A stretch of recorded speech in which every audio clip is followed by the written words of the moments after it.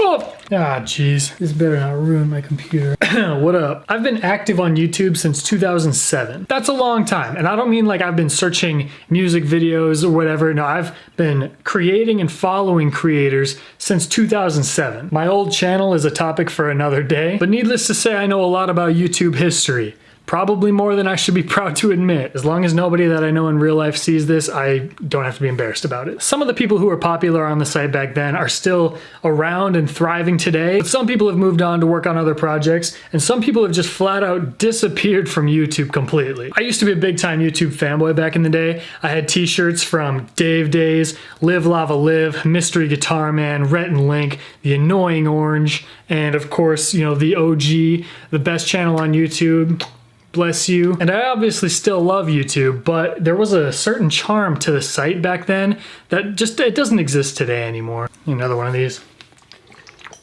Nowadays, every video that you see is super polished and well lit, and the editing is smooth and natural, and I can't believe it sounds like I'm complaining about improvements. I don't know what's going on with my hair today. But moving forward, this is the version of the site that most people are probably gonna remember. For a lot of you that have been around as long as I have though, you know that some of the most cherished content was clunky and messy. It was imperfect, and it kind of gave the feeling that you were actually in that person's room with them, just kind of having a conversation. It was kind of neat. I've got a few YouTubers that I want to talk about today who don't make videos anymore, but at the time, they were some of my absolute favorite creators. These are YouTubers that I wish still made videos. I messed up, but it won't stop now. We will become the greatest of the worst mistakes. Won't fail to let you down. We've got plenty of time to figure it out. We're just kidding. Okay, so one of the first videos that I ever posted to this channel that I currently have was a submission for FouseyTube's Become a YouTuber contest. I know, FouseyTube.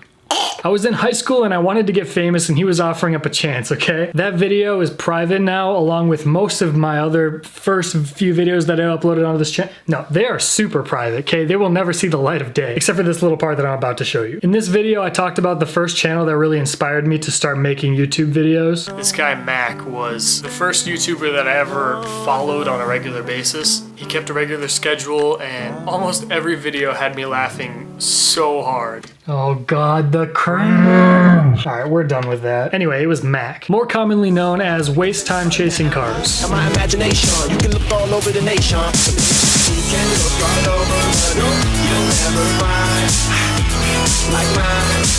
It's on your mind. You can look all over, but you'll never find like mine. 'Cause I provide. I freaking loved this kid when I was younger. I remember going to the store and looking for clothes that looked like stuff that he would wear because I wanted to be him so bad, and God, I'm such a loser. He existed in the Wild West days of YouTube, back when you could literally make whatever you wanted, and as long as you were funny, you would be popular. And I'm not saying that he wasn't a good YouTuber. Obviously, he wouldn't be in this video if I thought that. But if he posted these types of videos today for the first time, there's no way that he would have gotten to the size and the fan base that he had. YouTube used to have this page where you could go and look at all of the top channels and videos, and it went by day, week, and month, and then all time, I'm pretty sure. I used to check that page every single day. Like I said, I used to have a little bit of an obsession with YouTube, but that was where I first discovered this channel. I think at one point he was like number 8 or whatever of all time. He was like number 8 on YouTube. As of today, his channel has 347,000 subscribers, so I'm guessing when he stopped posting videos, he was somewhere around 300,000. He hasn't made a real Waste Time Chasing Cars type video in it looks like 7 years, and the channel has been completely abandoned. Look at this bio. That is so 2006, and I love it so much. It's like I'm looking back on part of my childhood. The reason Mac is on this list isn't because he was the funniest YouTuber or he made the best videos, but he just had such a big impact on me in my early days of YouTube. He was one of the first channels that I ever subscribed to, and the 11-year-old side of me really misses him. I want to know what he's doing now. He's like He's probably 25 years old. If anybody out there knows Mac, would you just let him know how much of an impact he had on me? Thanks. Hashtag where's Mac? I want to make a video with him. I'm not going to spoil everything about him and his channel right here. I kind of want you guys to go see it for yourselves, so I'll link it. Maybe you'll like it and maybe you think it's the stupidest thing you've ever seen. But maybe it'll have some kind of impact on you the way that it did on me. Alright, next on the list is somebody who was a lot more popular when he left the platform, so most of you probably know who it is. About 7 or 8 years ago, I spent a lot of time watching Kev Jumba.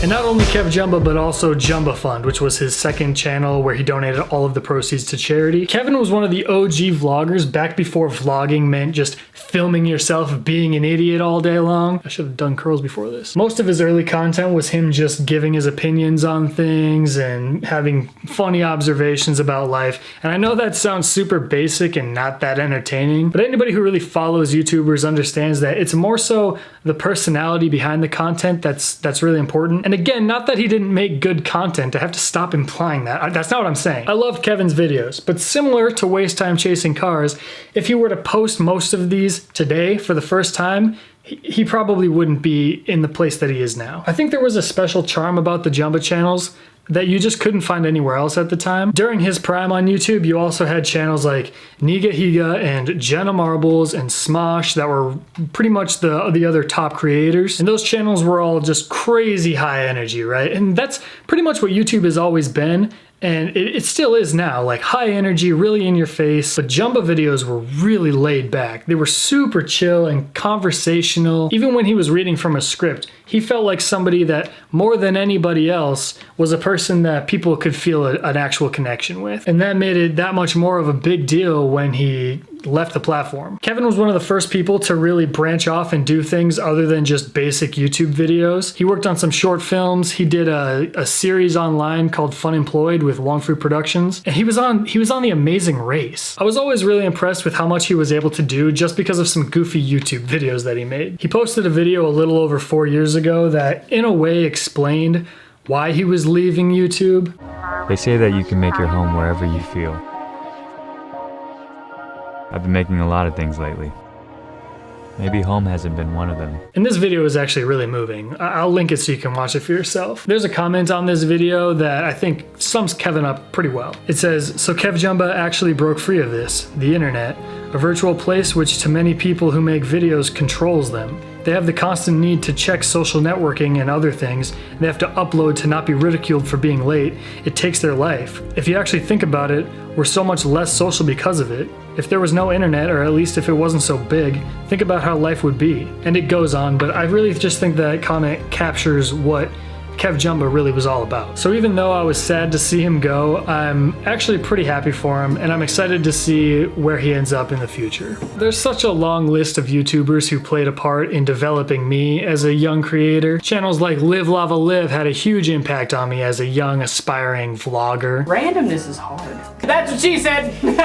Flanking's fun, it's good for your abs and it's a good workout. What are you talking about? See how ridiculous this looks? Mystery Guitar Man showed me how much is possible when you get creative with editing.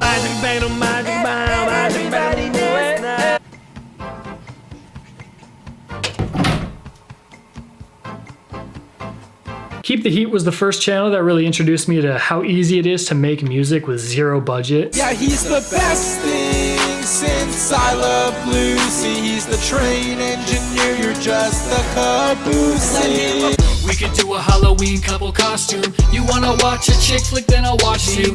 And Zach Katz taught me how to be confident in public. You guys want to ride in a limo for free? Shut up. How was the club tonight? Sick. Love is dead in this world and marriage means nothing.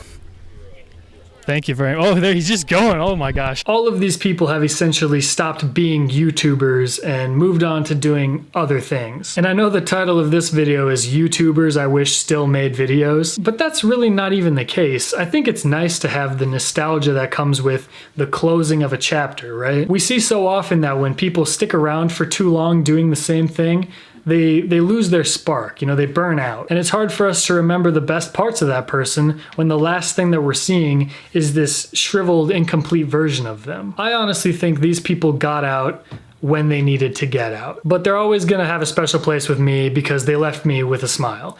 And I cannot believe how sentimental this got. But now I want to hear from you. Are there any old YouTubers that just kind of stopped making videos that you miss? I know I've definitely got more to talk about, so maybe I'll do another one of these videos sometime in the future. But other than that, if you want to support me on Patreon, we've currently got a collaborative video project that we're working on over there, and it's not too late to get involved if you want to. So if you're interested in that, or you just want to help support the channel, I'll link that for you. Also, if you want to be like me and get all the YouTuber merch that you could possibly get your hands on, I'm selling shirts and hoodies. This is the most basic one that we have, but we've got plenty of colors, lots of options. There's something for everybody. If you get a shirt, you should tag me in it on Instagram because I want to see it, and if people do that, then I'll start putting the pictures at the ends of videos, or I might even put them on the website, who knows. I really do appreciate all the support. It's something that I honestly never imagined, even when I was making all these videos back in 2008. Oh boy, that is a topic for another day though. Anyway, I think that's all I got for you this time. I do have new music coming out, so make sure you check my SoundCloud periodically for that. I know a lot of people don't have a SoundCloud, so you don't have to sign up or anything. Just periodically check, and I'll link it in my videos. But I will talk to you guys again very soon. Goodbye. Cause they'll be loving me when I'm on. I try to tell them that someday I'll go away now, but they'll be bugging me when I'm gone. And every time I come home, they want me to stay.